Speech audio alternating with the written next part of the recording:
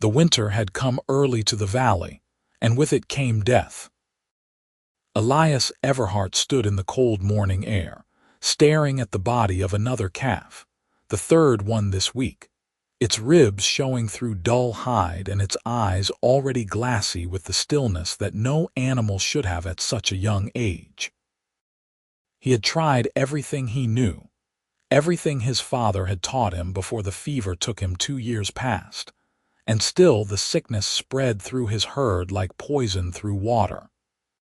He knelt beside the calf, his breath forming clouds in the frigid air, and pressed his calloused hand against its cold flank. The other animals were showing the same signs now, the hollow look in their eyes, the way they stood with their heads lowered, refusing even the sweetest hay. His neighbor, old Thomas, had lost half his flock to the same affliction. The village healer had come, looked at the animals with her rheumy eyes and shaken her head. She knew herbs for people, she said, but whatever was killing the livestock was beyond her knowledge. Elias rose slowly, his joints aching from the cold and from too many sleepless nights. He was 24 years old, and this farm was all he had left in the world. His mother had died bringing him into it. His father had worked himself into an early grave keeping it running, and now it seemed the land itself was determined to take everything from him. He had 6 cows left, 2 of them already showing signs of the sickness, and if they died, he would have nothing. No milk to sell, no calves to raise, no way to pay the taxes that would come due in spring. He dragged the calf's body to the edge of his property where the forest began and left it there for the wolves. It was all he could do. The ground was too frozen to dig, and he had no strength left for burning. When he turned back toward his small farmhouse, he saw smoke rising from Thomas's property, thick and black. Another funeral pyre for dead animals. The whole valley was dying, and no one knew why. That night, Elias sat by his fire and counted his coins. He had enough to last through winter if he was careful, if he ate sparingly, if he burned less wood. But come spring, with no animals to sell, he would lose the farm. The thought sat in his chest like a stone. He had nowhere else to go, no family to take him in, no trade besides farming. This land was his birthright and his prison both. He was so lost in his dark thoughts that he almost missed the sound. A knock at his door, soft but insistent. He stood, frowning. No one in the village came calling after dark, especially not in winter. Wolves and worse things roamed the forest at night, and the smart folk stayed inside with their doors barred. "Who is there?" he called, not moving toward the door. "Someone who can help your animals." The voice was female, low and rough like stone grinding against stone. Elias felt his heart quicken. He crossed to the door but did not open it. "What do you know about my animals? I know they are dying.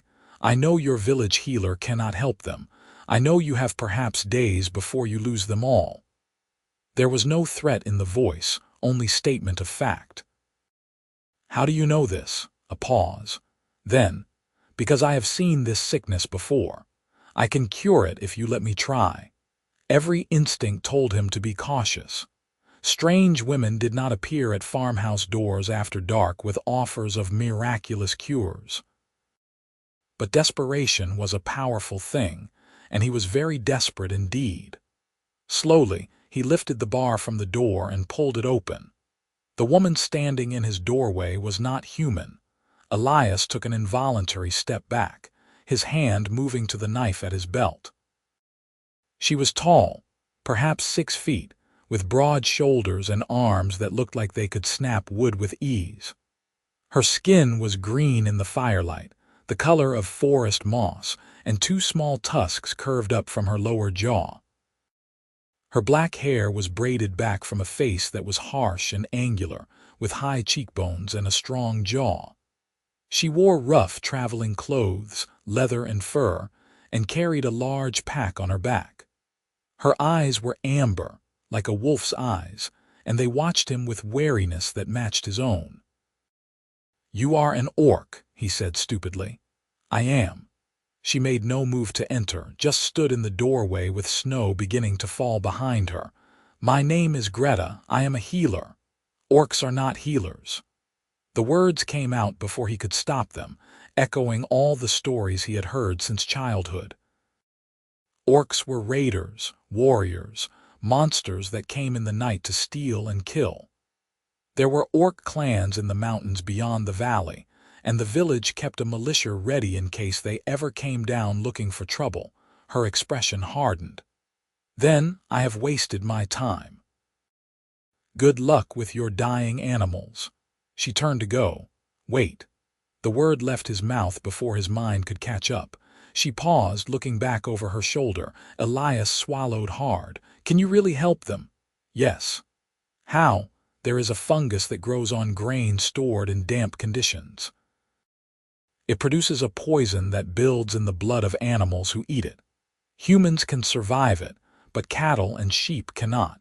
Your animals are being poisoned slowly by their own feed." She said it matter-of-factly, as if it were the most obvious thing in the world. Elias felt his stomach turn.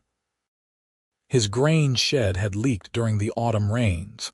He had patched the roof, but not before several sacks had gotten damp.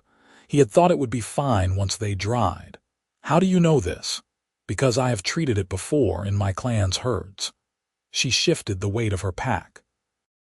"The cure requires specific herbs to purge the poison from their blood and a change in their feed. It will take several days, but your animals can recover if we act quickly." "If you act quickly, you mean?" "No, I will need your help. They are your animals and they will trust you more than they will trust me." Her amber eyes held his. "It is your choice.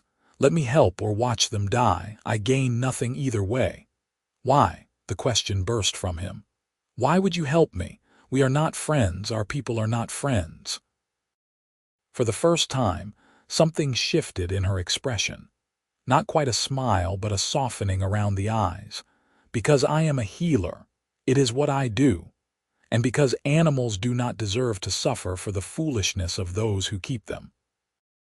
The last part had an edge to it, and he had the uncomfortable feeling she was including him in that assessment. The snow was falling harder now, and the wind was picking up.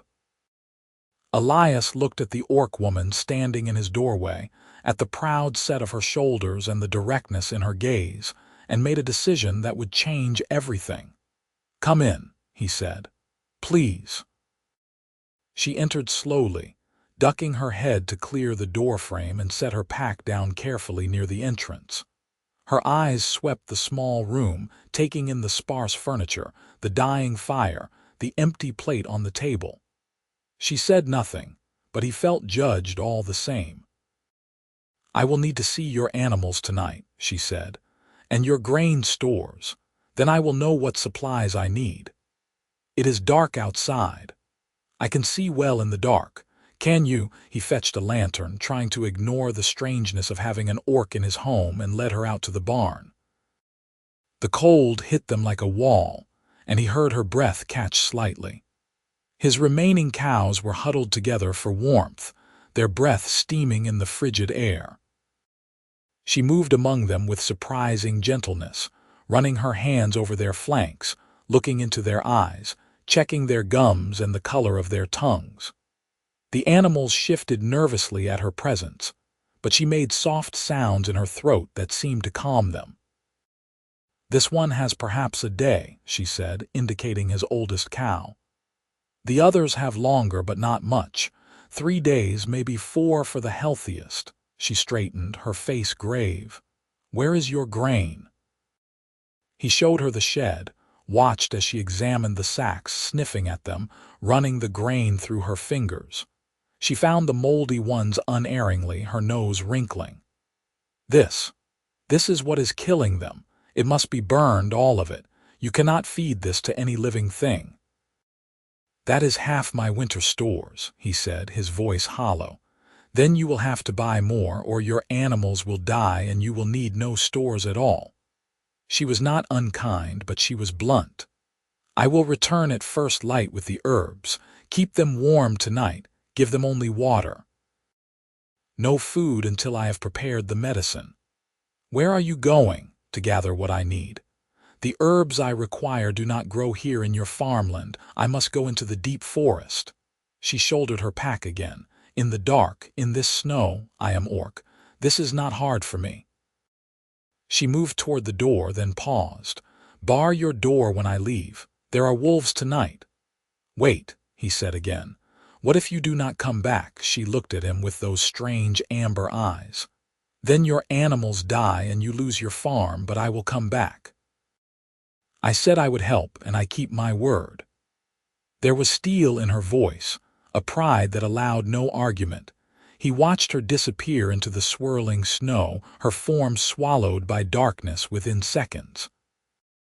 Then he returned to his house, barred the door as she had instructed, and sat by the fire trying to make sense of what had just happened. An orc healer. He would not have believed such a thing existed if he had not seen her with his own eyes, heard the certainty in her voice. Sleep did not come easy that night. He kept thinking of his animals, of the moldy grain that had been poisoning them all this time, of his own ignorance that had brought them to death's door. And he thought of the orc woman, Greta, walking alone through the winter forest in the dark. He had heard stories of orc strength and endurance, but stories were one thing and reality another. The forest was dangerous at night, full of things that would kill human or orc alike without distinction. But when dawn came, gray and cold, he heard a knock at his door. He opened it to find Greta standing there, covered in snow, her pack bulging with plants. She looked tired, her face drawn, but her eyes were alert. "I have what we need," she said. "We should begin." He made her tea while she unpacked her supplies on his table. He had no other food to offer and felt ashamed of it, but she did not comment. She laid out bundles of herbs he did not recognize, roots and leaves and bark, arranging them with careful precision. Her hands were large but moved with delicate skill, sorting and measuring. "What are those?" he asked, setting the tea beside her. "This is moonpetal root. It helps the blood carry away toxins. This is silverleaf, which protects the stomach and liver. This is bark from the widow tree, which eases pain and fever. And this," she held up a gnarled root that looked almost like a twisted hand, "is called Earth Mother. It is rare and difficult to find, but it is what will save your animals. It draws poison from the blood and carries it out through the body's natural waste." "How do you know all this?" "I was trained by my clan's elders. Healing is sacred work among my people. We learn it from the time we are children." She began grinding the herbs in a wooden mortar, her movements steady and practiced. Among orcs, healers are respected above even warriors. Life is precious. Those who can preserve it are honored. Elias sat down across from her, watching her work. "I have never heard that about orcs." "No, you would not have." Her voice was neutral, but he heard the bitter edge beneath it. "Humans do not ask orcs about their ways. They only tell stories about us, and the stories are rarely kind." He felt heat creep up his neck. "I am sorry." She glanced at him, surprise flickering across her face. "For what?" "For my ignorance, for my assumptions." He met her eyes. "You came here to help me when you owed me nothing. The least I can do is listen." Something in her expression softened. She returned to her grinding, but when she spoke again, her voice had lost some of its hardness. "Most humans would have closed the door in my face, or worse. You let me in. That is more than I expected." They worked together as the morning wore on. She brewed the herbs into a thick, foul-smelling paste, mixing it with water and a bit of molasses to make it more palatable. Then they went to the barn, and she showed him how to dose each animal, holding their heads steady while he poured the medicine down their throats. The cows fought and kicked, hating the taste, but she held them with strength that seemed impossible, murmuring to them in a language he did not understand until they calmed. "You must give them this 3 times each day," she instructed. "Morning, midday, and evening. And they must have clean water always, as much as they will drink. The poison will leave their bodies through their water, so it must be changed often. How long before we know if it works? If they survive the night, they will likely live. The first day is the most dangerous. The medicine is strong and their bodies are weak, but if they can endure it, the poison will be purged." She wiped her hands on a rag, looking at the animals with something like tenderness. "You have good cattle, strong bloodlines, they will fight to live. Will you stay?" The words came out before he could think better of them. To help them through the first day, she studied him for a long moment. "Where would I sleep? I have a loft. It is small but dry and out of the cold. You are welcome to it." He hesitated. "And I would pay you, of course, for your help. When I have money again." "I do not want your money." "Then what do you want?" She looked away toward the animals, and he saw something vulnerable pass across her face. "I want nothing. Healing is gift, not trade. Among my people we do not take coin for preserving life." She paused. "But I will stay if you wish it, to see the work through." Relief flooded through him.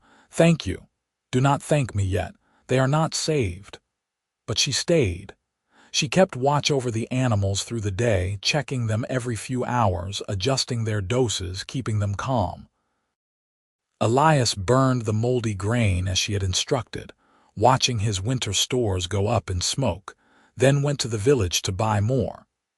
He spent coins he could not afford, answering the curious questions about what he was doing with short, evasive words. He did not tell anyone about Greta. Somehow, he knew that would not go well. When he returned, he found her in his barn, sitting in the straw with the oldest cow's head in her lap. The animal was breathing heavily, its eyes rolling with pain, and she was singing to it. The song was in the Orc language, low and rhythmic, and though he could not understand the words, he felt the meaning of it. Comfort, reassurance, the promise that she would not let it suffer alone. He stood in the doorway watching and felt something shift in his chest. This was not the monster from the stories. This was a woman who cared deeply about the creatures in her charge, who would sit in a cold barn and sing to a dying animal because it needed comfort. When the song ended and the cow's breathing eased, she looked up and saw him. "She is in much pain. The medicine is fighting the poison, but she is old and weak. Will she live? I do not know. It is in the hands of the gods now." He set down his supplies and came to sit beside her in the straw. "Is there anything more we can do? Just this. Be with her.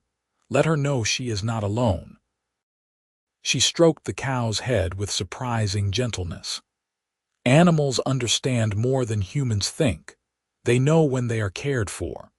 They sat together in the dimming light, watching over the struggling animal, and for the first time since his father died, Elias did not feel completely alone. There was something deeply calming about Greta's presence, a steadiness that seemed unshakable. She did not fill the silence with meaningless words or false promises. She simply was, solid and real, and somehow that was enough. Night fell, and the cow's breathing grew more labored. Elias thought surely it would die, but Greta prepared another dose of medicine, stronger this time, and somehow coaxed the animal to swallow it. Then she sang again, and the hours passed slow and cold. Somewhere near midnight, the cow's breathing steadied. The tension left its body, and it fell into what looked like natural sleep. Greta let out a long breath and carefully moved its head from her lap, rising stiffly to her feet. "The crisis has passed," she said quietly. "She will live." Elias stood as well, his body aching from sitting so long in the cold. "You saved her. We saved her. You kept her comfortable and warm. I could not have done this alone." She looked at the other animals. "The others are doing better as well. I think they will all survive." Relief made his knees weak. Thank you. Truly, I cannot thank you enough." She looked at him with those amber eyes, and in the lantern light he saw that her face was not harsh at all, but rather strong, beautiful in its own way. "You are welcome, Elias Everhart." He was surprised she knew his full name, then remembered he had probably mentioned it, though he could not recall when. "You must be exhausted. Come inside. I will make us something to eat." She followed him to the house, and he set about preparing a simple meal from his meager supplies. Bread and cheese, a bit of salted meat, the last of his autumn apples. She ate with surprising delicacy, her table manners better than many humans he knew, and when she thanked him for the food, her voice was warm. "I did not expect this," she said, gesturing to the table. Sharing food with a human at his own table. "I did not expect any of this," he admitted. "Yesterday I was alone and watching my farm die. Today I have help and hope. It seems impossible, not impossible, just unexpected."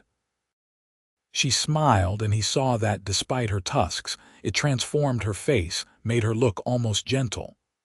Life is full of unexpected things, some terrible, some wonderful. We cannot know which until we experience them. Which is this, terrible or wonderful, I have not decided yet.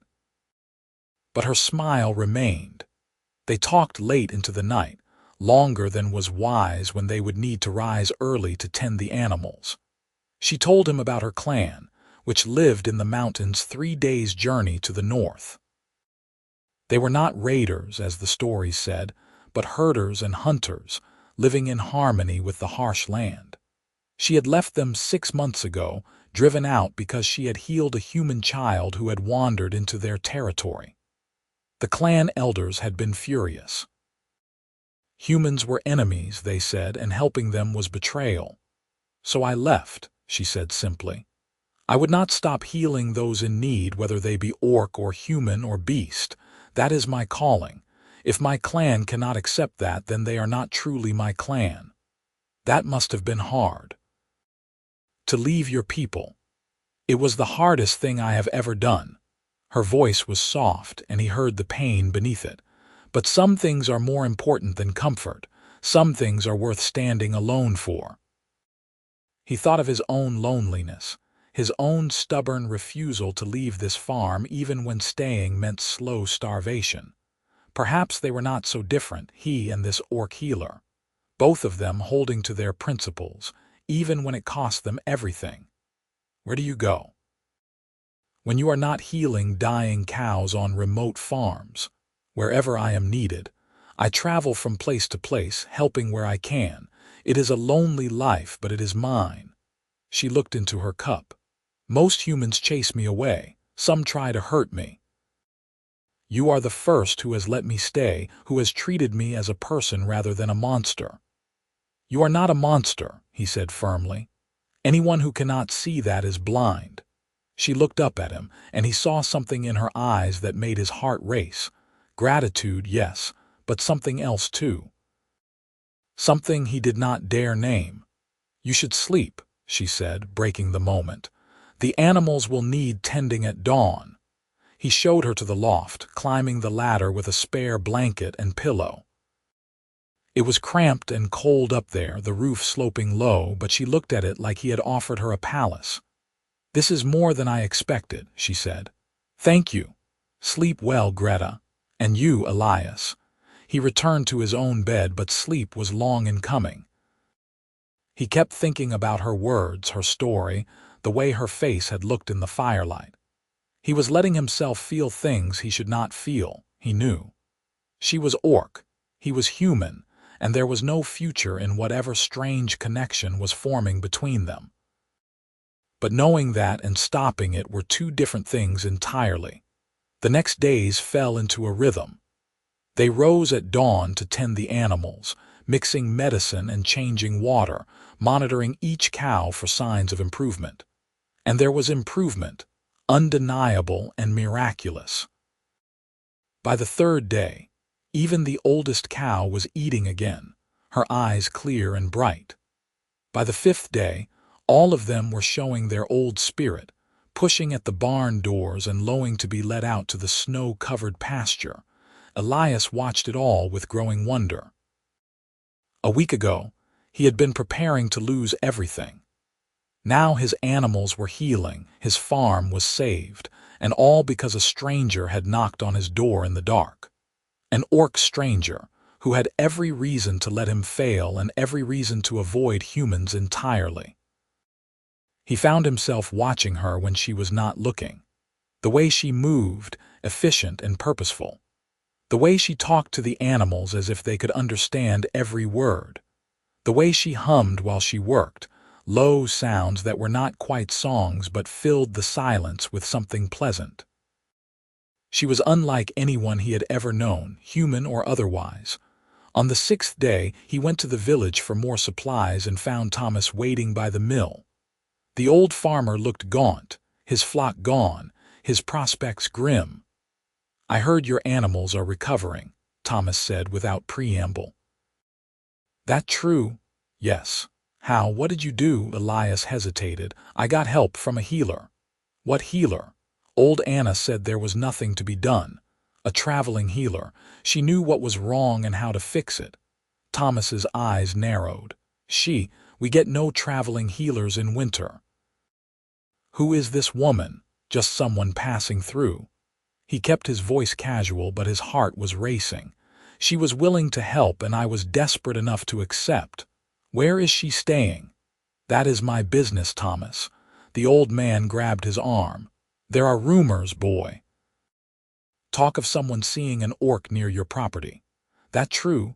Elias pulled his arm free, anger rising hot in his chest. "What if it is?" Thomas stepped back, his face going pale. "You let an orc onto your land, into your home. Are you mad? They are killers, raiders." "She is probably scouting for her clan, learning our weaknesses." "She is a healer. She saved my animals." "She is using you, boy. Wake up before it is too late." Thomas turned and walked away, his shoulders stiff with disapproval. Elias finished his business in the village quickly, aware of the stares and whispers following him. News traveled fast in small places, and by nightfall, everyone would know. He needed to warn Greta, needed to tell her that it might not be safe for her to stay much longer. But when he returned to the farm, he found her sitting on his porch, her pack already gathered, her face set and resigned. "You heard," he said. "I have good ears. I heard your neighbor in the barn this morning. He saw me through the window." She stood. "I should go before I bring trouble to your door. You brought nothing but help to my door. And now I bring suspicion and fear. Your neighbors will turn against you if I stay. You will be branded orc lover, traitor, worse." She shouldered her pack. "You have your animals back. They will thrive now. You do not need me anymore." "What if I want you to stay?" The words burst from him, desperate and honest. She froze, her amber eyes wide. "Why would you want that?" "Because these past days have been the best I have had in years. Because I have enjoyed your company, your wisdom, your presence. Because the thought of you walking away makes me feel like I am losing something precious." He stepped closer. "Because I care about you, Greta. More than I should, probably, but I do. You do not know what you are saying." But her voice shook. "I know exactly what I am saying. I am saying I do not want you to go. I am saying that I do not care what the village thinks, what anyone thinks. You saved my life, my livelihood, and you did it asking nothing in return. That kind of kindness is rare. You are rare." He held out his hand. "Stay, please." She looked at his hand like it was a trap. "If I stay, your life will become harder. Humans do not accept our kind. They will make you suffer for sheltering me.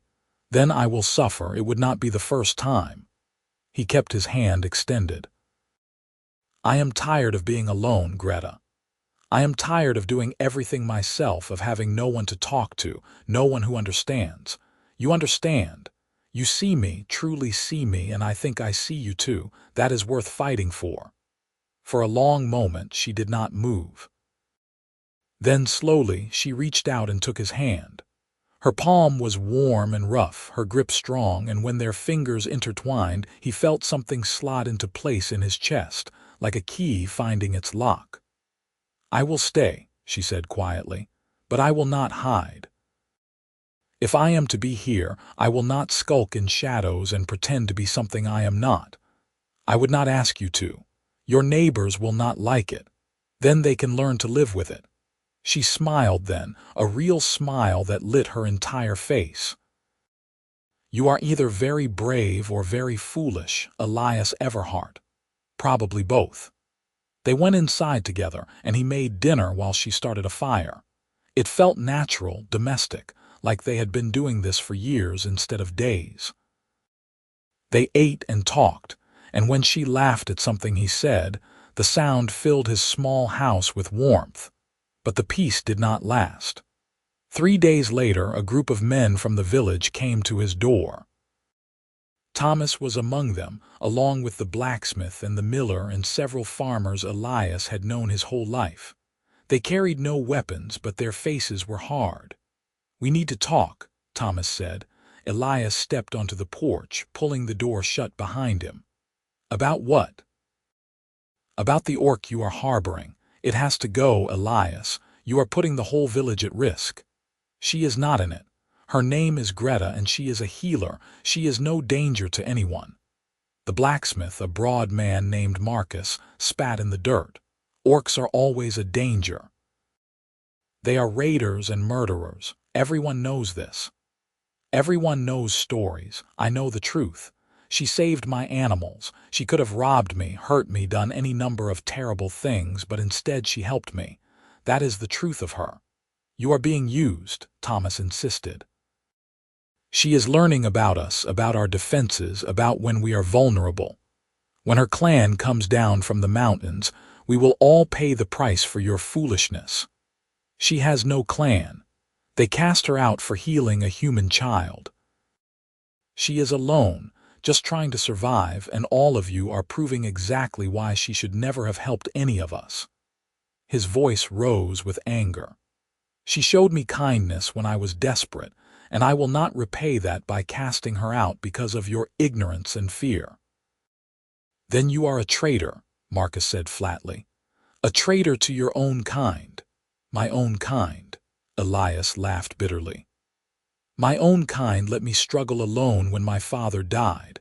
My own kind charged me full price for grain I could barely afford and offered no help when my animals were dying. If being a traitor means treating people with basic decency regardless of their race, then yes, I am a traitor and proud of it." The men exchanged glances, uncertainty creeping into their anger. They had expected him to cave to see reason. His defiance had caught them off guard. "We do not want trouble," Thomas said, his voice softening slightly. "We are just trying to protect our families." "Then protect them, but leave me and Greta alone. She has done nothing to harm any of you, and if you cannot see that, then you are the ones who are blind." "Fine," Marcus said. "Keep your orc, but when trouble comes, do not expect help from us. You have made your choice." "I have," Elias agreed, "and I will live with it." The men left, but their words hung in the air like poison. He went inside to find Greta standing by the window, her face unreadable. "You heard," he said, "every word." She turned to him. "You called me a person. You defended me against your own community." "Of course I did. They were wrong. Most humans would not have done that. Most humans would have chosen safety, acceptance, the easy path." She crossed to him, stopping just a few feet away. "Why do you risk so much for me?" He met her eyes, those strange amber eyes that had become so familiar, so dear. "Because it is the right thing to do, and because you matter to me, more each day." "I matter to you," she repeated, as if testing the words. "Yes, you do." She reached up slowly, giving him time to pull away, and touched his face with her rough palm. "You matter to me too. I have never had a human treat me with such kindness, such respect. I did not know it was possible." His heart was thundering in his chest. "Greta." I should not feel this way about you, she continued, her voice barely above a whisper. It is foolish, impossible. We are too different, our worlds too separate, but I cannot help it. When I think of leaving, of never seeing you again, it hurts. Here. She pressed her free hand to her chest. It hurts like a wound. Then stay, he said, covering her hand with his own. Stay and let us figure this out together. I do not care about different, I care about you. If I stay, it will only get harder. Your village will shun you. They may even turn violent. Then we will face it together. Together, she echoed, and something in her expression cracked. She leaned forward, resting her forehead against his, and he felt the warmth of her breath on his face. They stood like that for a long moment, not quite kissing, just sharing space and breath and the terrible, wonderful intimacy of being truly seen by another person. When she finally pulled back, her eyes were bright with unshed tears. I have been alone for so long. I forgot what it felt like to matter to someone. You matter. You will always matter. He took her hand, the one that had saved his animals, that had shown him such gentleness, and pressed it to his heart. Stay with me, not just for tonight or this week, but truly stay. Help me build this farm back up. Let us make something good here together. You are asking me to be part of your life, not just a passing guest, but something permanent. Yes, if you want that. She was quiet for a long time, her eyes searching his face. Then, finally, she nodded. I want that. I want it more than I have wanted anything in a very long time. But you must understand what you are choosing. This will not be easy. People will hate us. They will call us unnatural, wrong, and abomination. We will face prejudice and hardship at every turn. I know. And I choose it anyway. I choose you. The tears spilled over then, running down her green cheeks, and she let out a shaky laugh. You are definitely foolish, Elias Everhart, but you are also kind and brave and good, and I would be honored to stay with you. He pulled her into his arms, and she came willingly, her strong body folding against his. They held each other in the dimming light, two unlikely souls finding shelter in one another, and for the first time in years, Elias felt truly whole. The winter deepened, and life settled into a new pattern. They worked the farm together, caring for the thriving animals, repairing fences and buildings that had fallen into disrepair during Elias's struggles. Greta proved to be a tireless worker, her orc strength allowing her to accomplish tasks that would have taken him days. But more than her strength, he valued her presence, the way she hummed while she worked, the way she noticed small things and pointed them out to him. A bird's nest in the eaves, the first green shoots poking through the snow, the way the evening light turned the mountains gold. They talked endlessly, sharing stories and dreams and fears. He told her about his childhood, about his parents, about the loneliness that had consumed him after his father's death. She told him about orc culture, about the beauty of the mountain clans, about the songs they sang and the traditions they honored. He learned that orcs valued family above all else, that they mourned their dead for a full year, that they believed every living thing had a spirit worthy of respect. We are not so different from humans, she said one night as they sat by the fire. We love, we grieve, we hope for the future, but humans see only our green skin and our tusks and decide we are monsters. It is easier than learning the truth. I am sorry for that, for the blindness of my people. You are not responsible for others' ignorance, only your own, she smiled at him. And you are not ignorant, you are curious and open and willing to learn. That is rare. You make me want to be better, to see more clearly. You make me want to hope again. To believe that perhaps orcs and humans can find common ground if only we try. But hope was a fragile thing, and the world was not kind to those who defied its expectations. In early spring, as the snow began to melt and the first hints of green appeared in the valley, trouble came. It started with small things. Elias went to the village to sell milk and found no buyers. The farmers who had once been his customers turned away, suddenly having no need for his goods. His requests for trade were met with cold refusals. He began to understand that he was being punished for his choice, frozen out in the hopes that desperation would make him see reason. But he did not see reason. He saw Greta, working beside him every day, making the farm more productive than it had ever been. He saw her kindness to the animals, her patience with his mistakes, her quiet joy in simple things. How could he give that up? How could anyone ask him to? Then the vandalism began. Someone cut down a section of fence in the night, letting 2 of his cows wander onto Thomas's property. Someone poisoned his well, forcing them to haul water from the stream for a week. Someone left a crude sign at the edge of his land. "Orc lover, go away." Greta took it all with stoic silence, but he could see the hurt in her eyes, the way she withdrew into herself. She began suggesting again that she should leave, that her presence was causing him too much harm, and every time he refused. "They want us to break," he told her. "They want fear to drive us apart. I will not give them that satisfaction." "It is not about satisfaction, Elias. It is about survival. If this continues, they may do worse than vandalism. Then let them come. I will not abandon you."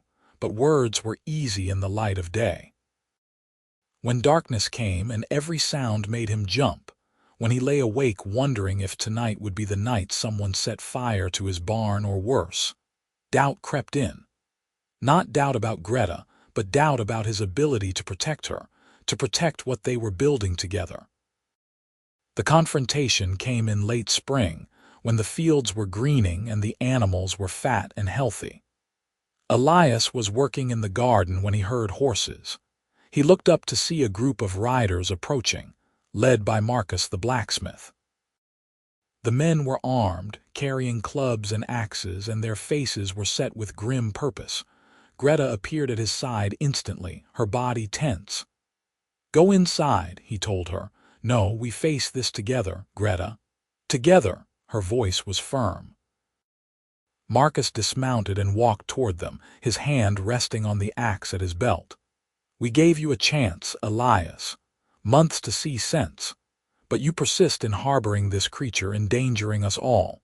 "She endangers no one. She has been here all winter and spring, and what has she done?" "Helped me rebuild my farm, that is all. That is all we know of. Who can say what messages she sends to her clan? What information she gathers?" "I have no clan," Greta said, her voice steady. "I have told you this." "And we are supposed to believe an orc," Marcus sneered. "Your kind lies as easily as it breathes.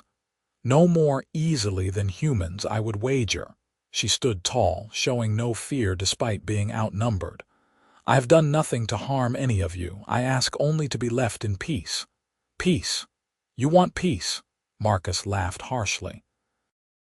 "You are an invader, a parasite. You have no right to peace in human lands."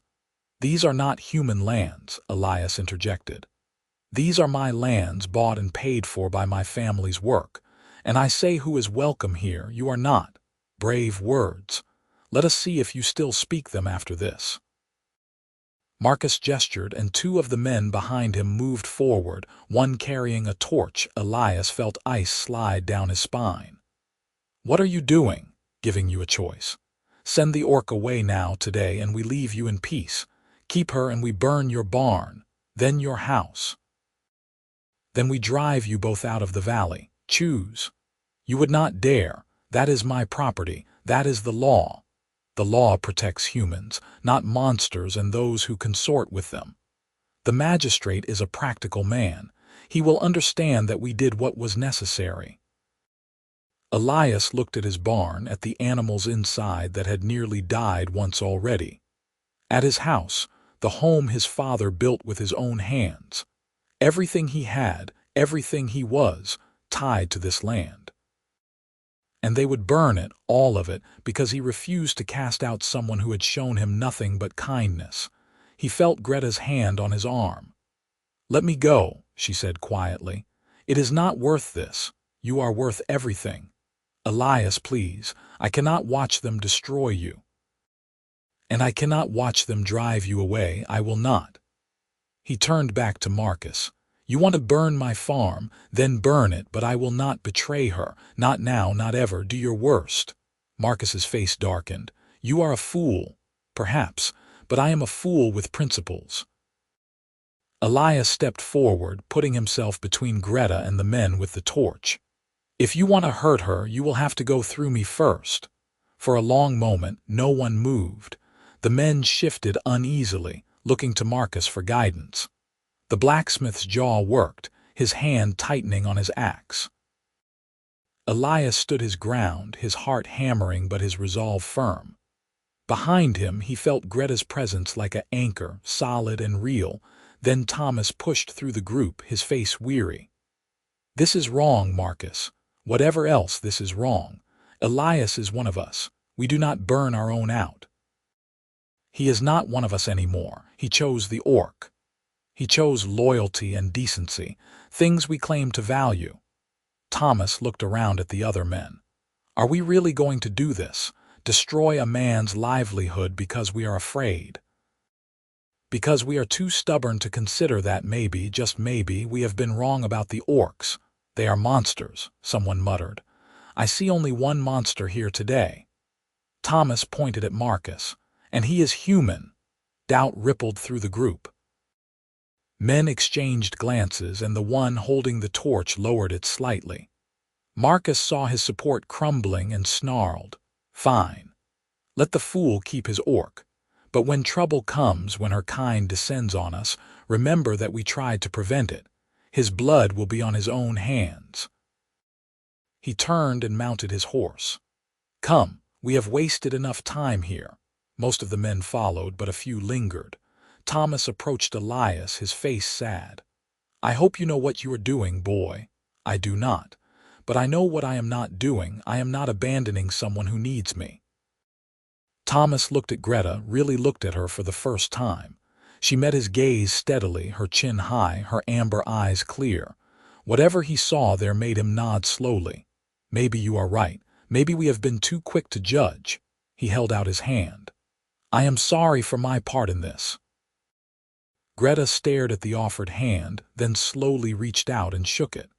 Apology accepted. Thomas left with the others, and Elias let out a long, shaky breath. His legs felt weak, and he sat down hard on the ground. Greta knelt beside him, her hand on his shoulder. "That was the bravest thing I have ever seen," she said softly. "Or the stupidest. No, brave." She pulled him to her, and he rested his head against her shoulder, breathing in her scent of herbs and earth. "You stood between me and violence. You risked everything." "Of course I did. I love you." The words were out before he could stop them, hanging in the air between them. She went very still. "What?" He pulled back to look at her. "I love you, Greta. I have for a while now, I think. I just did not have the courage to say it." Her eyes were wide, her mouth slightly open. "You love me." A human loves an orc. This human loves this orc, desperately and completely. He cupped her face in his hands, feeling the smooth warmth of her green skin. "I do not care if it is forbidden or impossible or insane. It is the truth. I love you." A sound escaped her, half sob, half laugh. "I love you too. I have tried not to, tried to keep my heart safe, but it is impossible. You are in every thought, every dream. I love you, Elias. I love your kindness and your courage and your stubborn refusal to give up. I love all of you." He kissed her then, and she kissed him back, her tusks pressing gently against his lips. It was strange and perfect, and everything he had not known he needed. When they finally broke apart, both breathing hard, he saw tears on her cheeks. "What do we do now?" she asked. Now we live. We work the farm, we build our life, and we dare anyone to tell us it is wrong." He stood and pulled her to her feet. "Together." "Together," she agreed. The months that followed were hard but good. Word of Elias's stand spread through the valley, and reactions were mixed. Some people, emboldened by his example or by Thomas's change of heart, began to treat Greta with cautious respect. They nodded when they saw her in the village, made small talk about weather and crops, asked her advice about sick animals. It was not acceptance, not fully, but it was a start. Others remained hostile, crossing the street to avoid her, making signs against evil when she passed. Marcus the blacksmith never spoke to Elias again, and a handful of farmers followed his lead. But their influence waned as time passed, and no orc raiders descended from the mountains, as Greta's quiet presence proved her harmlessness again and again. The farm thrived. Greta's knowledge of herbs and healing extended to plants as well as animals, and under her care, their garden produced more than Elias had thought possible. She taught him about crop rotation, about companion planting, about reading the signs in nature that told when to plant and when to harvest. Their yields increased, and for the first time in years, Elias had extra to trade. He found new customers in the next valley over, people who had not heard the stories or who did not care. With their coins, he bought more animals, expanded his barn, started making real improvements to the farm. And through it all, Greta was beside him, her strength and wisdom making everything possible. They fell into domesticity like it had always been meant to be. She cooked while he cleaned. He mended fences while she tended the garden. In the evenings, they sat by the fire and talked or read or simply enjoyed each other's presence. It was a simple life, a quiet life, but it was theirs. Summer turned to autumn, and with the cooling weather came an unexpected visitor. Elias was splitting wood when a figure emerged from the forest, moving with the distinctive gait of an orc. He straightened warily, axe in hand, until he saw that the newcomer wore healer's colors, the same earth-toned robes that Greta favored. Greta came running from the house, her face pale. Cora, the other orc woman, was older, perhaps 50, with silver threading through her black hair and deep lines around her eyes. She stopped at the edge of the property, her gaze sweeping over the farm before settling on Greta. "So it is true," she said. "You have taken up with a human." "What are you doing here?" Greta's voice was tight. "The clan elders sent me. They wish to speak with you." "I have nothing to say to them. They made their choice when they cast me out. They were wrong." Cora's voice was gentle. "Many of us have known it for some time, but tradition dies hard. Now, finally, they are ready to admit it. They ask you to return to take your place among the healers again." Greta stood frozen, her face a mask of conflicting emotions. Elias moved to her side, offering silent support. "Why now?" Greta asked. "What has changed?" "A plague came to the mountains. It struck the young and old, devastating our numbers. We lost many, including several healers. In our desperation, we remembered your skill, your dedication.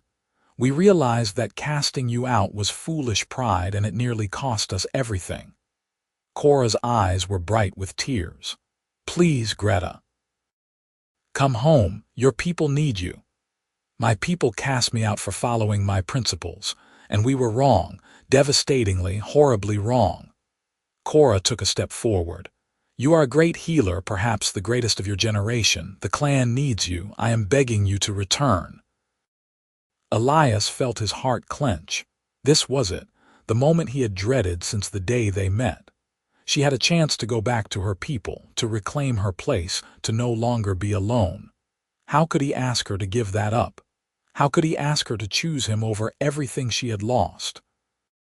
"I cannot," Greta said quietly, and Elias's breath caught.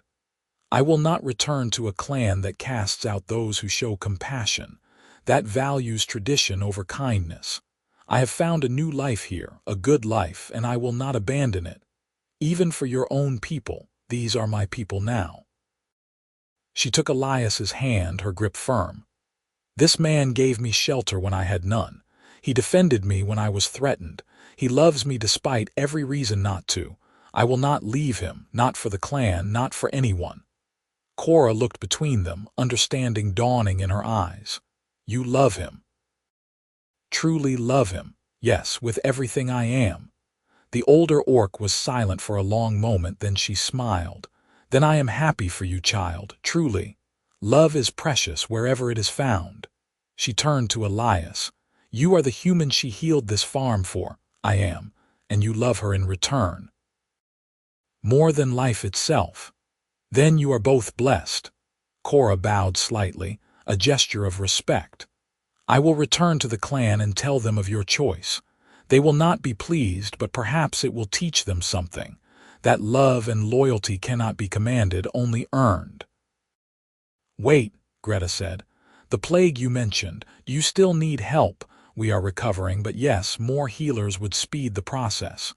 Greta looked at Elias. What if we both went, just for a time, to help them through the crisis? You could learn about orc healing methods and I could see my people again. Then we would return here together.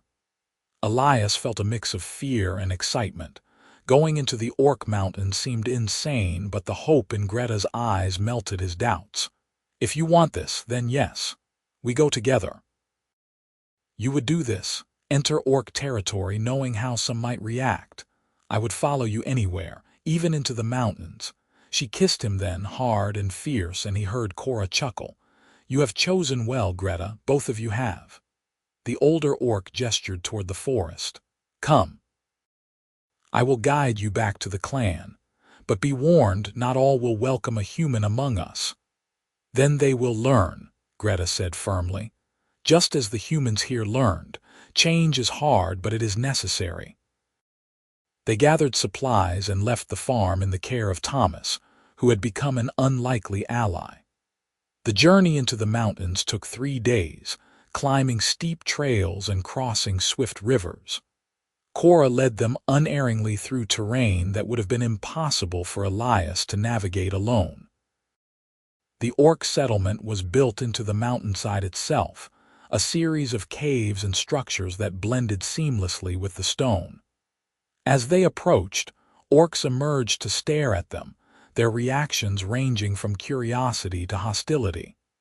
Children pointed at Elias, whispering behind their hands. Warriors fingered their weapons, watching his every move. But Cora led them through the settlement to the healing caves, and their Greta's skill spoke for itself.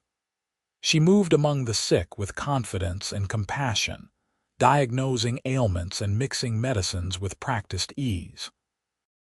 Elias helped as best he could, fetching water and supplies, learning new techniques. The orc patients were wary of him at first, but Greta's trust in him seemed to reassure them.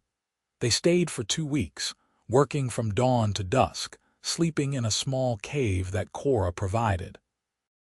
Slowly, the sick began to recover. Color returned to faces, strength returned to limbs. And slowly, the clan's attitude began to shift. It started with the children, who were less bound by prejudice than their parents. They approached Elias with shy curiosity, asking questions about humans and the world beyond the mountains. He answered honestly, finding them bright and eager to learn. Then the parents came, thanking him for helping their young ones. Then the elders, watching his interactions with thoughtful eyes. On their last night in the settlement, the clan held a gathering in their honor. A great fire was built in the central plaza, and the whole clan assembled. The chief elder, an ancient orc woman with more scars than skin, stood before them. Greta, daughter of the mountains, you left us in anger and pain. You have returned in our hour of need, asking nothing, giving everything. You have shown us the true meaning of healing, which is to serve all who suffer, regardless of tribe or blood. We were wrong to cast you out. We ask your forgiveness. Greta stood, her eyes bright. I forgive you, and I hope that you will remember this lesson, that compassion must not be bounded by prejudice. We will remember.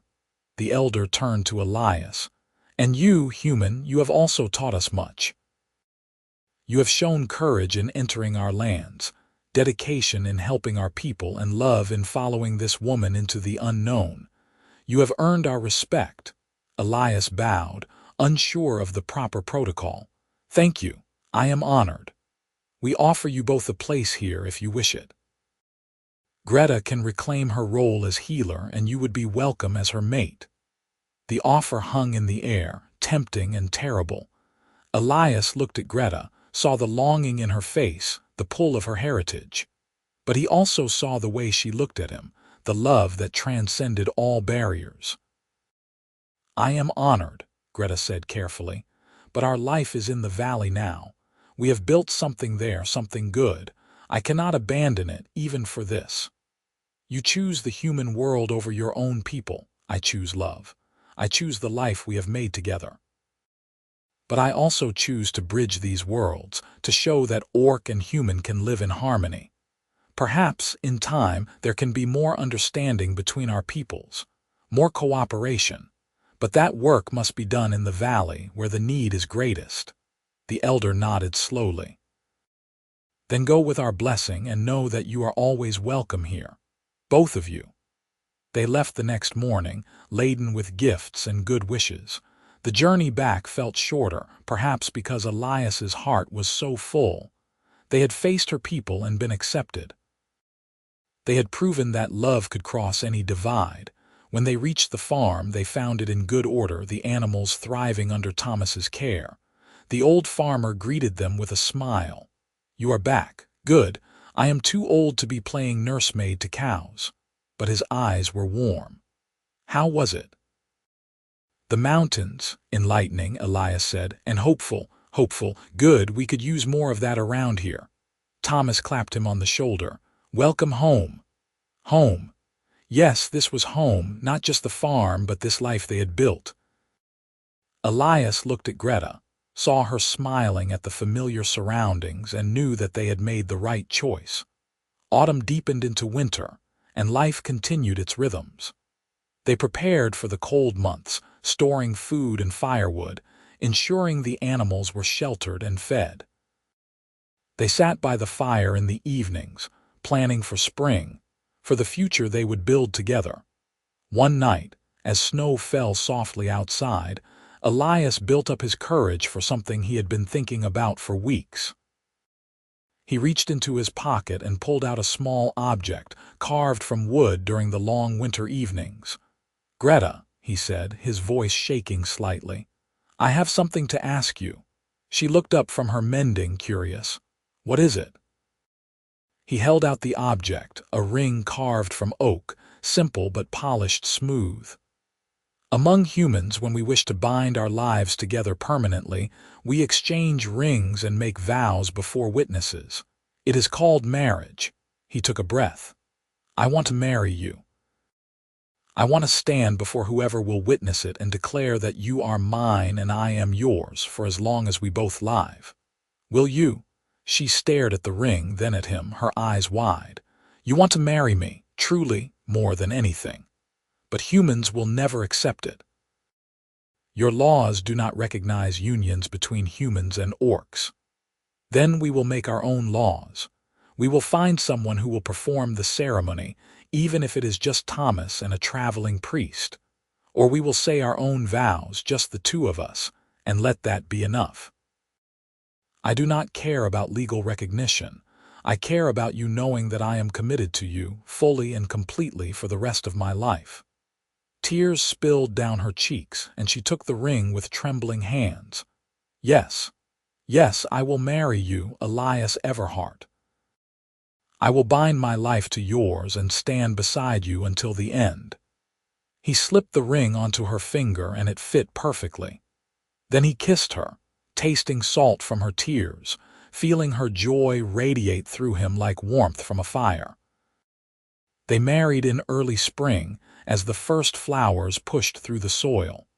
Thomas stood as witness, along with a few farmers who had become allies.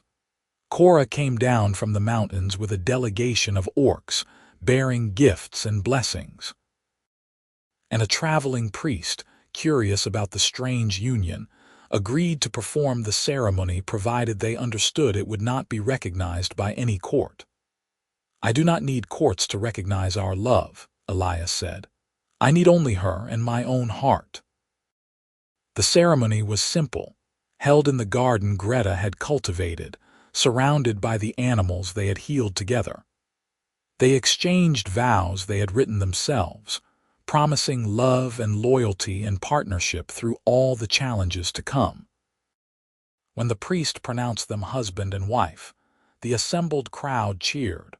Orc and human voices raised together in celebration. They feasted that evening, humans and orcs sharing food and stories, the barriers between them crumbling in the face of genuine connection. Children played together, warriors compared techniques, healers exchanged knowledge. It was a small gathering, but it felt like the beginning of something larger, something important. As the sun set and the guests began to depart, Elias and Greta stood together watching the last light fade from the sky. His arm was around her waist, her head resting on his shoulder. "We did it," she said softly. "We actually did it. There was never any doubt. There was plenty of doubt. But we overcame it." She turned to face him, her amber eyes glowing in the twilight. "Thank you, Elias, for seeing me, for choosing me, for loving me despite every reason not to. Thank you for knocking on my door that cold night, for saving my animals and my farm and my heart." He kissed her forehead, "For giving me hope when I had none. We gave each other hope. That is what love does." She took his hand, the one wearing his own wooden ring twinned to hers. "Come, let us go inside. Our home awaits. Their home, their life. Built on courage and compassion, and the stubborn belief that love could overcome any obstacle." As they walked inside together, closing the door against the night, Elias felt a contentment he had never known before. This was what happiness looked like. Not perfection, not ease, but choosing each other every day and building something beautiful from that choice.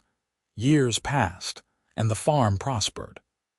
Their reputation spread, the human farmer and his orc wife who welcomed all who needed help, regardless of race or circumstance. Sick animals were brought to them from across the valley and beyond. Greta trained several apprentices, both human and orc, passing on her knowledge to a new generation. The barriers between the species began to erode, slowly but surely, as more people saw that orcs were not monsters but simply people trying to live their lives. There were still those who hated, still those who feared. But they became fewer as the years went on, their influence waning in the face of undeniable proof that cooperation was better than conflict. Other mixed couples began to emerge, emboldened by Elias and Greta's example. A human woman married an orc warrior. An orc merchant took a human husband. Each union was a small rebellion, a declaration that love mattered more than tradition. And through it all, Elias and Greta remained at the center, a steady presence showing that different worlds could merge, that impossible love could not only survive but thrive. They grew old together, their hair turning gray, their hands becoming gnarled with work, but their love never diminishing. If anything, it deepened with time, becoming something solid and unshakable. On their 20th anniversary, they stood in the same garden where they had married, surrounded by friends and family. Cora was there, ancient now but still sharp. Thomas was there, leaning on a cane but smiling. Their apprentices were there, healers in their own right, continuing the work. And there were children, too, the offspring of mixed couples who had followed their example, playing together without seeing differences. "Look at what we started," Greta said, gesturing to the assembled crowd. "Look at what our stubbornness wrought." "Our love," Elias corrected.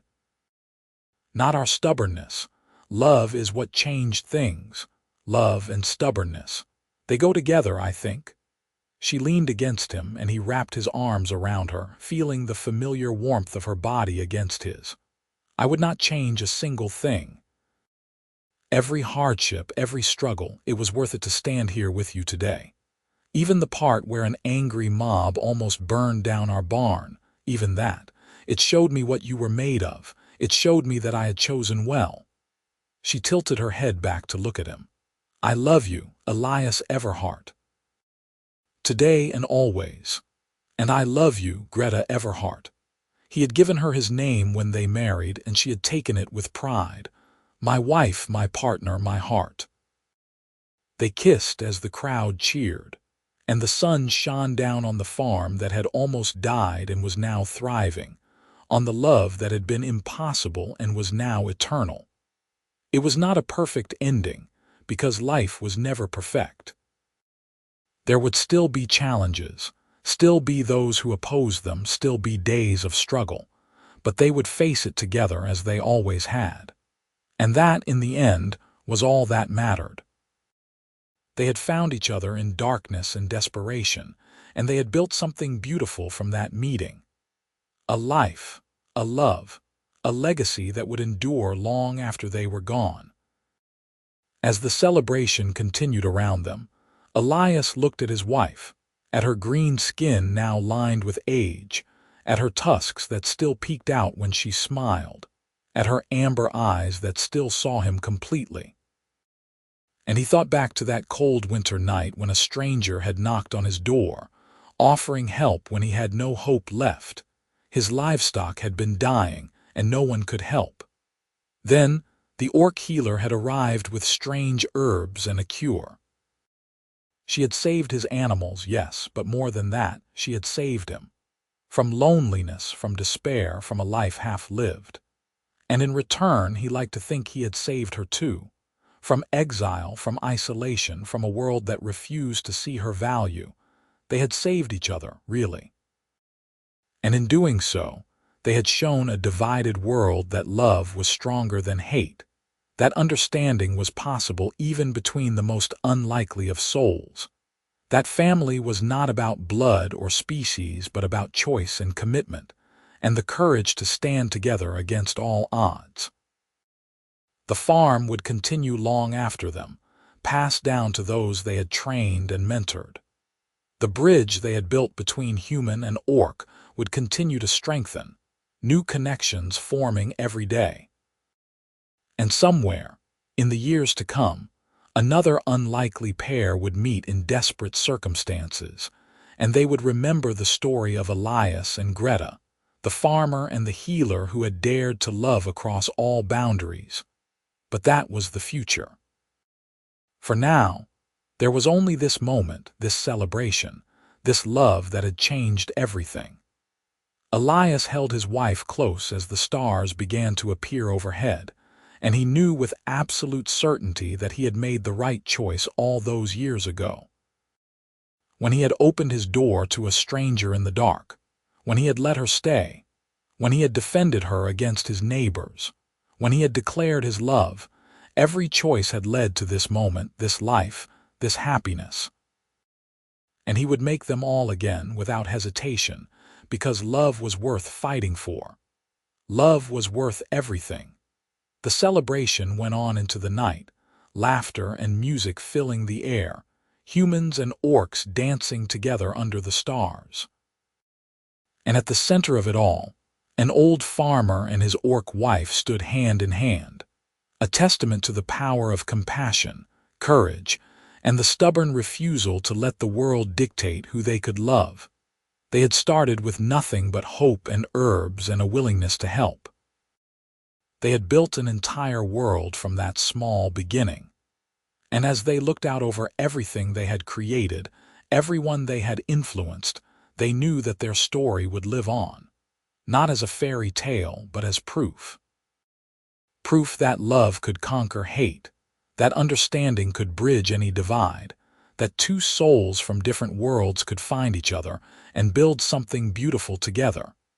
It was not the ending they had expected when Greta first knocked on Elias's door that cold winter night. It was better. It was real. It was theirs. And it was, in every way that mattered, perfect.